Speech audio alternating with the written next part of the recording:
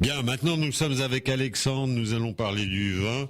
Alexandre est un jeune viticulteur qui va nous parler un petit peu de sa nouvelle découverte, de sa nouvelle passion. Alors Alexandre, bonjour, rebonjour. Bonjour, oui. Voilà. Généralement, je crois que la consommation du vin diminue, mais augmente dans le monde. L'on dit qu'une journée sans vin, c'est une journée sans soleil, qu'il y a beaucoup de citations d'expressions sur le vin. Mais comme je le disais, tu découvres les secrets de la fabrication du vin, de la plantation des vignes jusqu'à la mise en bouteille. Pourquoi avoir choisi la fabrication du vin ? Par goût, peut-être ? Oui, par goût, par hasard, par amitié aussi, parce que c'est une aventure que l'on fait à plusieurs. Je crois que oui, le vin, c'est ancré un peu dans notre tradition, dans notre culture alimentaire, en tout cas. Et puis bon, il s'est trouvé dans le hasard de la vie a fait que j'ai eu une opportunité et ça m'a permis de mettre un petit bout de pied dans cet univers et de commencer à le découvrir, parce que plus j'avance, plus j'ai l'impression que je connais pas grand-chose. Il y a beaucoup de choses à. Mais je suis sûr que tu as beaucoup de choses à nous apprendre. Je vais d'abord te passer un auditeur qui voudrait te poser des questions. Oula. Allô, bonsoir, m'entendez-vous ? Allô ? Oui, bonsoir. Oui, bonsoir. Alors effectivement, c'est intéressant de parler du vin, mais Oui. je veux dire, si on met pas ça dans une perspective historique, on comprendra rien. Hein. Je veux dire, moi, j'aimerais bien qu'on parle des systèmes agraires, c'est-à-dire la façon dont étaient traités les salariés à l'époque de l'exploitation, vous voyez, enfin au XVIIIe siècle. On peut distinguer le métayage, hein, dans lequel les gens en fait ils payaient pour la propriété sur laquelle ils exploitaient le vin, et Oui. le fermage, hein, dans lequel les gens ils fournissaient les aliments qu'ils cultivaient. Et donc il y avait du coup le métayage en Espagne, hein, avec El Bañador Isitas, hein, qui a exploité un peu tous ces artisans, et en Italie aussi, avec Conversano qui produisait un vin de qualité. Hein. Donc Oui, voilà, bien sûr, mais là, vous nous parlez de la structure politique, si je puis dire, de l'organisation du travail, de la façon de l'exploitation, de la façon dont était fabriqué le vin, si vous voulez. Et dans un premier temps, nous voudrions d'abord parler et dévoiler aux personnes qui connaissent pas un petit peu les secrets de sa fabrication. Bon, les vignerons sont très importants, bien sûr. Sans eux, le vin n'existait pas. Et il y avait sans doute des formes d'exploitation qui étaient un petit peu abusives suivant les époques, mais ça n'est pas encore le propos de notre débat pour l'instant. Là, on voudrait vous parler un petit peu du vin, qu'est-ce que c'est, d'où il vient et tout cela. Ah ok. D'accord ? Bon, en tout cas, merci de votre appel. Bonsoir.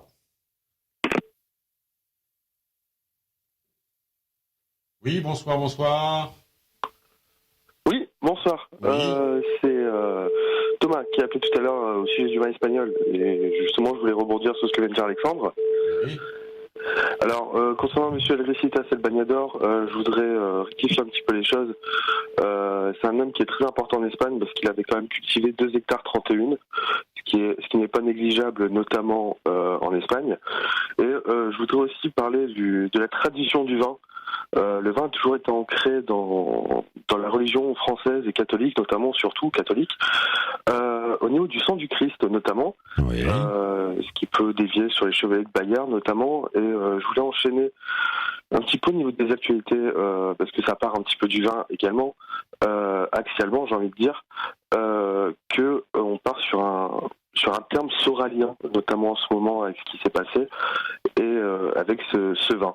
Moi qui ai travaillé avec Monsieur El Bañador La Chancla Issou, je peux vous dire que c'est quand même un monsieur qui est très respectable, et il n'est vraiment pas au niveau zéro, comme a pu dire Alexandre. Voilà. Alexandre, que vous venez d'interviewer. attendez, Alexandre vous entend, vous pouvez lui parler directement. Non, attendez. Bonjour Alexandre. Oui, bonjour. En fait, il doit y avoir un malentendu, parce qu'en fait, c'est une personne qui intervenait au téléphone qui a parlé du métayage et du fermage en Espagne et en Italie. Moi, je l'ai pas du tout mentionné dans la mesure où je suis pas du tout au fait de ces problèmes. Issou, autant pour moi alors, excusez-moi, Non, c'est ce que j'ai cru. Je voulais pas devenir véhément avec vous, parce que bon, il y en a quand même marre de tous ces amalgames sur le vin espagnol, parce que sincèrement ça me bouffe la vie, et je voulais vous conseiller un très grand vin qui est la Chancla, qui est pour moi le meilleur vin sur Séville. Bien, bah écoutez, merci de votre intervention en tout cas, Voilà. et puis merci de votre appel. À bientôt en tout cas. Je voulais rajouter quelque Oui, chose. allez-y, parce qu'il y a beaucoup de monde qui...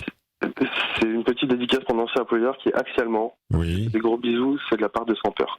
Voilà. Voilà, bah écoutez, ce sera transmis. Merci beaucoup. Merci en tout beaucoup. cas. Merci. de votre appel. Au revoir. Allô, allô. Bonjour François, Bonjour. c'est Gérard.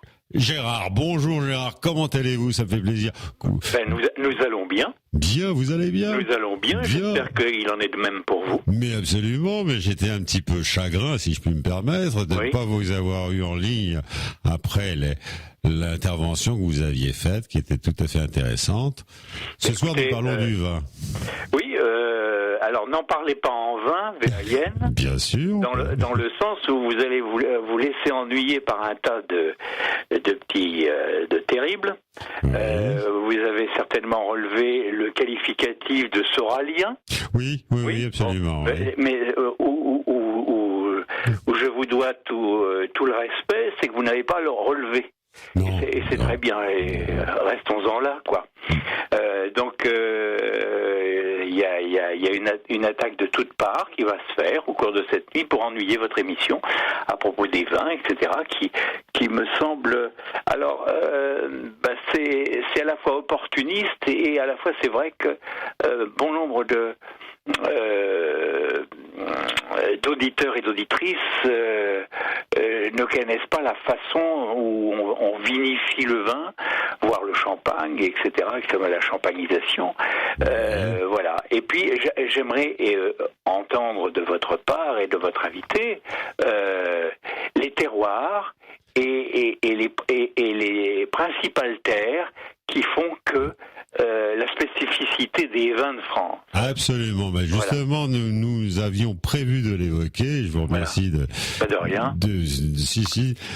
Quand Mais vous a tenu en êtes l'émission, un ne autre, vous hein, inquiétez pas. Je pense que ça n'a pas eu lieu d'être de déborder sur des terrains qui sont loin de ce qu'on glissants, qui sont souhaite. très très glissants. Qui sont très glissants et qui n'ont aucune place dans votre émission. qui sont à éviter, bien sûr. Là, ça a juste une petite, non pas prétention, mais une volonté d'éclaircir des choses sur le vin que même moi je ne connaissais pas. On ne connaît pas. Oui, vous savez, ils tombent dans les encyclopédies puis ils vous racontent leur science. Hein. Oui. Faut être gentil, quoi. Oui, c'est ça. Non, j'aime bien boire le bon vin. J'aimerais savoir ce qu'il y a derrière, comment c'est fait, comment c'est réalisé, et pourquoi c'est bon. Et pourquoi c'est si bon ici. Pourquoi c'est bon et les choses à éviter. Ce qui serait très bien, c'est que votre invité nous raconte les choses qui sont à éviter. Et comment les mettre en évidence, ces choses à éviter sur le plan de la chimie des vins. Oui, il y a des abus qu'on connaît tous, c'est par le sucre, c'est par différents modes de vinification, des additifs. Alexandre va nous citer un petit peu le nombre d'additifs qu'il existe et combien on peut en employer encore en France. Et surtout, comment peut-on éviter dans la mesure où l'étiquetage ne mentionne pas toujours évidemment toute la chimie qu'il y a auparavant. Non, bien sûr. Écoutez, nous allons essayer de l'évoquer. D'accord. Je reviendrai tout à l'heure. Vous serez le bienvenu. Merci, merci Gérard. Bonsoir. Bonsoir. Un autre auditeur, bonsoir. Allô. Bonsoir. À qui ai-je la joie? Loïc. Loïc, bonsoir Loïc. Alors, quel est le but, le projet de ton intervention? Moi, je voudrais parler de tout ce qui est colorant dans les biberons. Alors, là, c'est un raccourci intéressant. Bien sûr que si l'on boit du vin, on peut appeler ça biberonné, mais les colorants dans les biberons et le vin que nous voulons évoquer, ça n'a pas tellement de rapport. Voilà, mais merci de votre appel et puis à bientôt. Oui, il y a des choses qui sont un petit peu loin de notre projet. Attendez, je reprends un auditeur et après nous parlons avec Alexandre. Oui, bonsoir. Oui, bonsoir. Bonsoir. J'ai entendu votre débat sur le vin et j'aimerais juste dire que Gérard, je ne suis pas d'accord avec Gérard. Bien. Déjà, il a utilisé le terme. il a utilisé déjà le terme saurayen. Pourquoi est-ce qu'il a... Ah non, là, on va pas glisser là-dessus, non, on parle du vin, on va parler du vin, et puis sinon, on sait plus où on va, d'accord? Non, mais on va rester sur le vin. Oui. Mais alors, dites-moi, je pourrais parler avec Alexandre? C'est lui. Mais je vous en prie, vous pouvez vous adresser directement. Allez-y, oui. Comment allez-vous, Alexandre? Bien, et vous-même? Bien, ça va. Constant de Mélenchon. Pardon? Je pense que vous m'avez mal interprété, je pense. Oui, non, là, savoir, je crois qu'il y a erreur. On n'est pas dans le débat. Il y a d'autres appels. Je vous dis bonsoir en tout cas. Et à très Oui, mais il y en a marre des Arabes. Mais non. Voilà, c'est le vin. Ben, il faut pas en abuser. Il faut le boire avec la modération, c'est bien connu. Un autre appel, un dernier, avant le prochain comme d'habitude. Oui, bonsoir. À qui ai-je la joie? C'est Rigaud. J'avais appelé tout à l'heure en fait pour passer pour le débat. Oui, voilà, bienvenue. Merci. Alors, débattons. De quoi voulez-vous nous parler? Alors moi je voulais parler des vendanges parce que c'est vrai qu'on n'en a pas parlé encore hein, et moi je le conseille en fait aux jeunes parce que déjà ça rapporte pas mal. Oui. Et, moi c'est cool. J'étais dans le sud-ouest là à Sauternes. Bien, oui. Hébergé chez le viticulteur et tout, c'était cool. Par contre j'ai eu quelques problèmes, notamment assez éthiques. C'est-à-dire que le viticulteur en fait mettait de l'antigel dans son vin. Qui causait des aveuglements chez certaines personnes. Vous êtes sûr? C'est parce que dans le Sauternes, de l'antigel, oui, en fait, me paraît quand même étonnant, oui. J'ai voulu le dénoncer, en fait. Oui, il faut. J'ai eu des problèmes, en gros, parce que en même temps, je m'étais tapé Stacy et tout, j'ai eu tout un tas de problèmes. Ah oui, non, on parle pas d'histoire d'amour ce soir, pas encore. On évoquera ça. Merci de votre appel, en tout cas. Merci. Bonsoir. Allez. Oui, bonsoir. Un autre appel, ça devient le forum où l'on se bat. Bonsoir. Bonsoir. À qui ai-je la joie et quel est le but de votre intervention? Écoutez, je m'appelle Sad. J'ai voulu intervenir au sein de votre émission pour relever un petit peu le débat. Relevons-le, allons-y. Oui, alors, concernant le vin. Oui. Il y a pas longtemps, on a pu voir sur le net un kangourou qui avait bu du vin manifestement, car après s'être pris une droite, il n'a pas su réagir comme il se devait. Je me suis demandé donc s'il n'y avait pas un rapport direct avec le vin et cette émission. Ah, mais bien sûr, non, mais c'est tout comme le kangourou, ça fait sauter très haut, il n'y a pas de problème. Ça nous fait faire des bons, ça, le vin. En tout cas, merci de votre intervention et à bientôt. Bonsoir. Bien, Alexandre, nous éloignons un petit peu du vin que nous voulions évoquer. Bonsoir. Allô? Non, la personne n'est plus là. Oui, bonsoir. Bonsoir. Voilà, je voulais vous appeler parce que mon grand-père qui était viticulteur. Oui. Et je voulais vous parler du terroir un petit peu bordelais notamment. Ah, très bien. Voilà.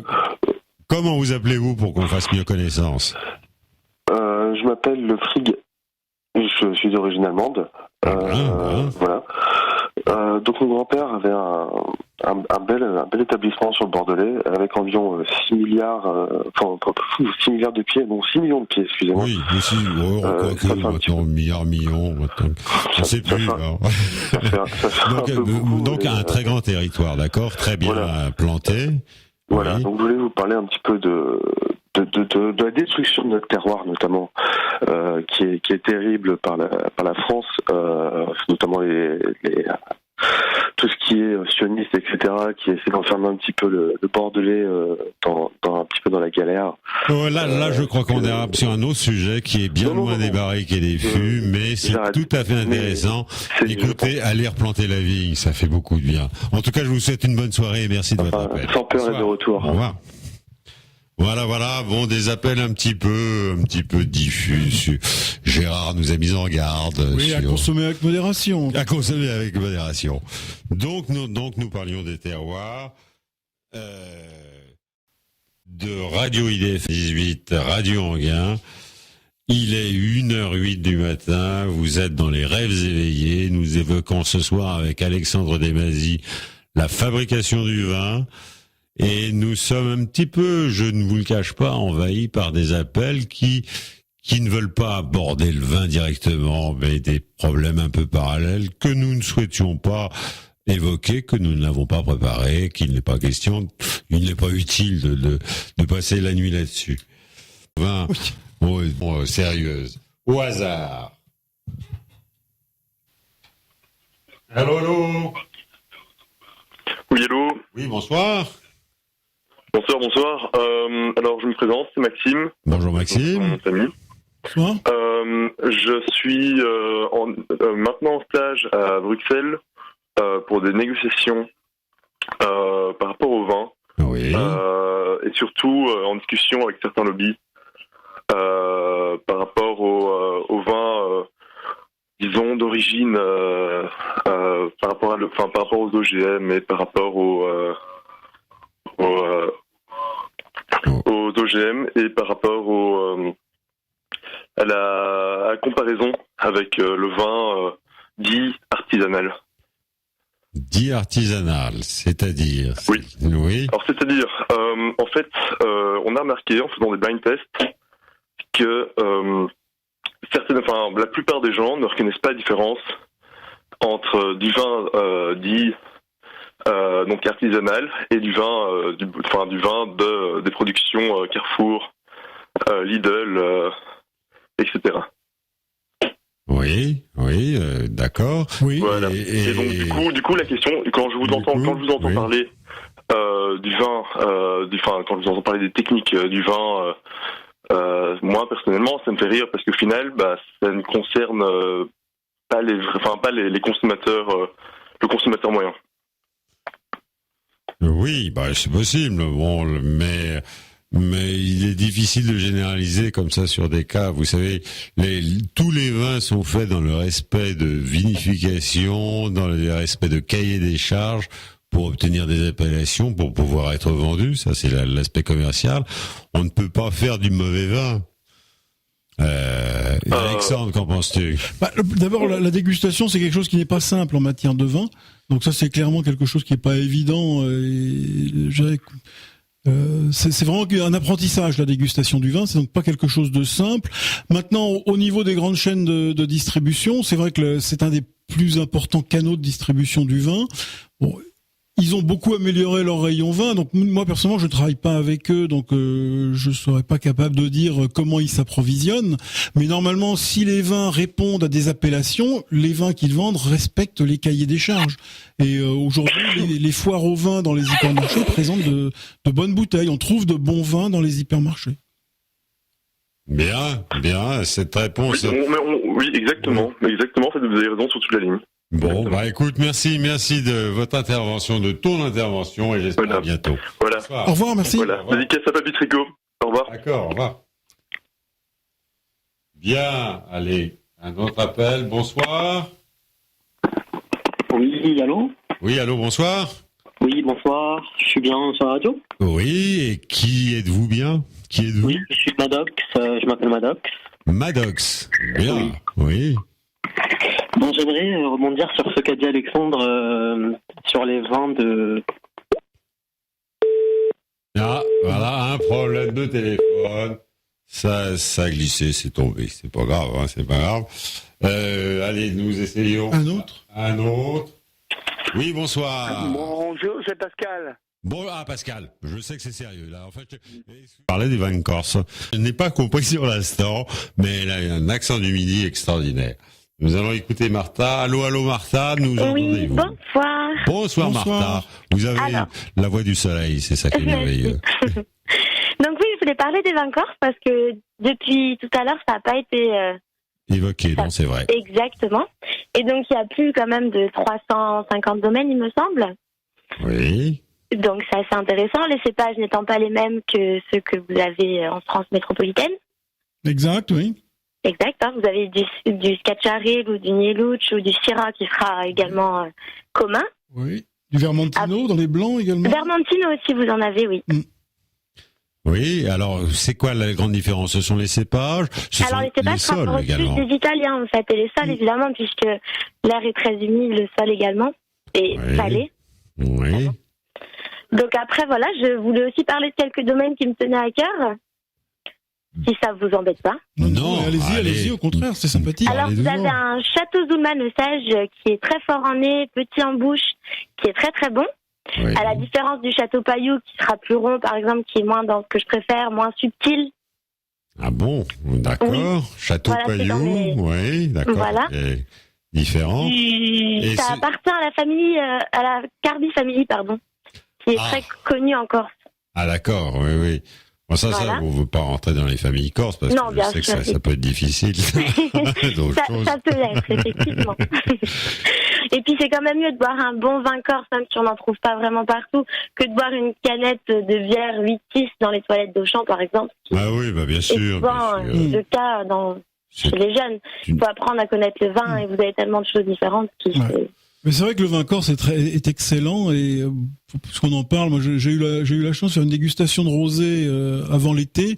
Je ne sais plus dans quelles circonstances, mais on avait comparé des rosés de Provence et des rosés de Corse. Enfin, moi personnellement, celui que j'avais proposé, c'est le vin corse. Je dis pas ça pour vous faire plaisir, mais c'est vrai que c'est des vins qui sont au niveau aromatique, qui sont très intéressants. Ouais. Je reste assez chauvine, donc évidemment les vins corses sont très très bons. Bah oui, bon, après vous avez des différences de prix qui sont assez énormes parce que c'est pas les mêmes. Oui, mais le prix se justifie. Enfin, je veux dire, les différences de prix, on les trouve dans tous les. Et sont justifiés par quelle raison? Ce sont des petits domaines, C'est uniquement des petits domaines, oui. Ah oui, c'est ça. Donc, oui, je pense que ça doit être des domaines cultivés. J'imagine qu'on fait de la vendange manuelle. Encore, ça doit être des domaines plutôt sur des. Oui, vous avez vraiment que des petits domaines et il n'y a pas beaucoup de grossistes, donc ça reste des vins très chers. Vous avez jusqu'à du 349 €, par exemple pour le domaine Zulman. Ah oui, ça évidemment, ça c'est. Donc ça varie de tout petit prix à de très gros. Très gros prix, oui, non, là, c'est exactement. Un peu américain, mais c'est excellent, je suis sûr. Mais est-ce que les vins corses ne sont pas très imprégnés un petit peu des vins italiens, très. Si. Oui. Vu les cépages, oui. Vu les cépages, quand même, la Corse est française depuis 1850. C'était italien auparavant. Bien sûr. Et les Romains sont passés par là, je suis sûr. Donc. Et puis il y a la spécificité du terroir corse, de toute façon. Bien sûr, il y a le savoir-faire. Il y a à la fois un terrain, un sol. Il y a un climat qui est particulier, et puis il y a un savoir-faire local. Je veux dire, c'est très important. Le savoir-faire est très important en matière de vin. Ah, c'est mortel. Après, il ne faut pas confondre avec les vins qu'on peut trouver qui sont beaucoup moins bons. Ah bon, oui, bien sûr. Bah écoutez, merci en tout cas de ce sourire et tout. On va prendre un verre de vin corse à votre santé. Avec plaisir. Et si vous voulez ramener votre soleil à la radio, n'hésitez pas, vous êtes toujours la bienvenue. Bonsoir Martha, à bientôt. Bonsoir. Bonsoir. Voilà, un autre auditeur. Oui, bonsoir. Bonsoir. Je m'appelle Daniel. Bonjour Daniel. Ah oui, vous m'avez appelé tout à l'heure. Excusez-moi, je peux pas reconnaître les appels. Là.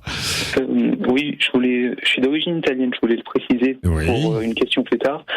J'en ai deux questions. Ma première, pourquoi un aussi grand tabou sur les OGM en France? Pourquoi n'autorise-t-on pas les OGM pour les vignes? Alexandre. Ah, c'est une bonne question à laquelle je suis incapable de répondre très honnêtement. Je sais que pour les vignes, dans notre cas, nous avons des obligations de cépage. C'est interdit par les chartes d'AOC, d'AOP. Je sais pas, je me suis même pas posé la question. J'avoue qu'on utilise des cépages de gamay. Et quelles sont les caractéristiques de ces cépages? J'ai regardé les dernières études sont assez positives. Et disent qu'il n'y a aucun risque de propagation ou d'une mauvaise hybridation. Donc, Ah, c'est possible, mais là, très honnêtement, je suis pas suffisamment pointu en matière de génétique sur les plantes ou même les animaux pour avoir, je dirais, pour pouvoir juger. En tout cas, nous, on utilise des cépages de vin. Je pense que les OGM, c'est peut-être plus sur des sujets sur les céréales ou le maïs ou l'élevage de bovins. En tout cas, sur le vin, c'est un débat que j'ai jamais entendu encore pour le moment. On parle beaucoup de biodynamique, de culture intensive. Effectivement, il y a des débats sur l'utilisation de pesticides, mais sur les OGM, je n'en ai encore jamais entendu. Bon, Merci beaucoup. Bon, Daniel, merci de votre intervention. J'aurais une seconde question sur l'œnologie. Oui. Lorsqu'on utilise le nez pour l'odorat, on en parle de l'odeur du vin? Oui, bien sûr, les arômes du vin, on en parle. C'est la première chose. En gros, quand on déguste un vin, on regarde d'abord le vin, c'est l'œil, on va dire. Ensuite, c'est l'arôme, c'est le nez. C'est le premier contact en fait qu'on a avec le vin se fait par le nez, oui. Et puis ensuite, c'est le goût. Pour être un peu chauvin, je vais dire que les vins italiens sont la master race, les maîtres courses des vins mondiaux quand même, non? Oh, ça c'est le chauvinisme, on est tous le... il faut défendre bien sûr son terroir. On va tous défendre son terroir. Je crois que il est clair que l'Italie, j'allais dire, ils sont premiers producteurs mondiaux et nous de temps en temps aussi. Donc ça dépend des productions des années. Bon, c'est un très grand pays de vin. Il y a d'excellents vins en Italie. Là-dessus, j'avoue que bon, je dirais que chauvinement, nos vins sont. Je suis originaire des Pouilles au sud de l'Italie et je peux vous dire que c'est délicieux. Bon, je préfère le vin rouge parce que je trouve que il y a des vins supérieurs. Le rouge est supérieur au rosé. Je crois qu'il faut le dire, non? Après, c'est une question de goût, oui. Le rouge est certainement un vin plus complexe que le rosé. Bon, le rosé, on va dire, c'est un vin de plaisir. C'est peut-être un vin d'été. C'est un vin mais bon, effectivement, c'est dans le rouge que la complexité du vin s'exprime le mieux. Ça, c'est clair. Et puis dans les blancs, j'allais dire dans des blancs très structurés aussi, il y a des blancs plus complexes. Mais après c'est une question de goût. Il y a des amateurs de blanc, il y a des amateurs de rouge. Bon, c'est vrai que le rosé vient un peu derrière en termes de performance. Oui. Il y a moins de complexité, de profondeur de goût. C'est plus un vin de plaisir. Oui, c'est plus un vin pour les femmes. Oh, je sais pas s'il y a des vins pour les femmes et des vins pour... Je crois que ce qui est important dans le vin, c'est que chacun trouve... plaisir, chacun doit trouver... parfois, on peut être amateur de vin et aimer un rosé parce que on est au soleil, il fait chaud, on mange un barbecue avec des copains... Oui, quand il fait... à partir de 18-25 degrés, d'accord, mais le meilleur, c'est le rouge. Bon... C'est une question de goût. Moi, personnellement, je suis d'accord aussi que le rouge, on a plus de... Quelqu'un qui veut déguster du vin trouve plus de complexité dans un rouge ou dans des blancs. Et de plaisir. De plaisir aussi. Plaisir, c'est très personnel. C'est très personnel. Ne parlons pas des plaisirs personnels, mais bon, c'est autre chose. Bien, merci Daniel, en tout cas, de ton intervention. Merci. Tu es le bienvenu et rappelle quand tu le veux. À bientôt, bonne soirée. Au revoir. Alors, un autre auditeur va nous rejoindre. Oui, bonsoir. Oui, François, le retour, Gérard. Bonsoir Gérard, toujours le bienvenu. Alors, que penses-tu un petit peu de notre présentation qui est un peu perturbée par un téléphone qui n'arrête pas de nous torpiller? Mais c'est pas grave. C'est pas le téléphone qui est ennuyeux, c'est ce qu'il y a au bout. Nous sommes d'accord. Mais ça, on ne le voit pas encore, on ne le sait pas. Si, mais ça s'entend, ça se ressent. Nous sommes ensemble jusqu'à 2h du matin, il est maintenant 1h48. Le temps passe, le temps presse, mais il faut le vivre, il faut savoir l'apprécier l'instant. Nous allons prendre un auditeur encore, et après un peu de chance, un peu de musique. Oui, bonsoir.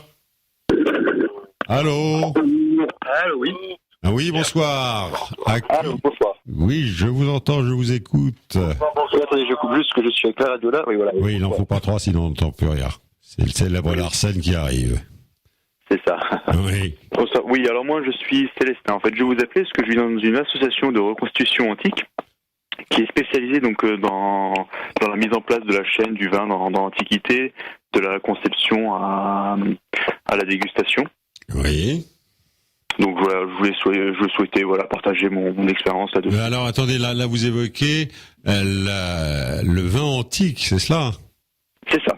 Oui, alors donc le vin antique, que ce soit dans la société romaine ou dans la société grecque. Oui, égyptienne aussi. Égyptienne aussi, voilà. Moi je suis plus orienté sur la partie occidentale. Occidentale méditerranéenne. C'est ça. Oui, bien sûr, oui. Voilà. Non, mais le vin s'est développé partout. J'ai appris qu'il avait pris naissance, les premières vignes ont été trouvées je crois c'est dans le Caucase, pour aller en Iran. C'est ces pays-là qui ont été les premiers détenteurs de ce produit, de cette agriculture. Mais donc, et qu'apprenez-vous, vous, dans votre spécialité? En fait, on va pas parler expressément de spécialité. On va dire que... Oui. Là, on a un problème de ligne. Oui, non, ça passe plus, ça passe pas bien. Excusez-moi, mon cher, on se rappellera. Il est 1h50, le temps presse. On se rappelle une autre fois, volontiers. Vous êtes bienvenus. Bonsoir. Bonsoir. Voilà. Bon, oui, il est 1h50, le temps passe, le vin est tiré. Il faut le boire. Il est tiré, il est pas parti.